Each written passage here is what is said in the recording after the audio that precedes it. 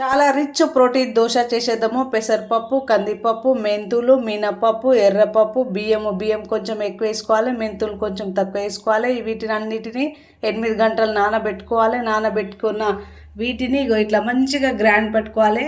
ఈ పిండిని కూడా 8 అవర్స్ నానబెట్టుకోవాలి. ఇప్పుడు పెనం పైన కొంచెం ఆయిల్ స్ప్రెడ్ చేసుకోవాలి. ఆయిల్ స్ప్రెడ్ చేసుకొని దోశ వేసేయడమే. ఆయిల్ స్ప్రెడ్ చేసుకున్న ప్యానం పైన మెల్లగా ఇలా తిప్పుకుంటూ దోశ వేసేయడమే.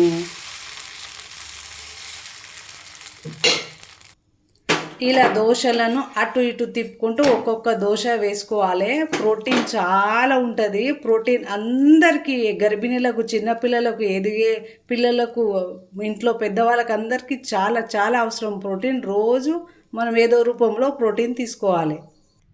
పల్లి chutney dosa ready. Like, share, subscribe my channel.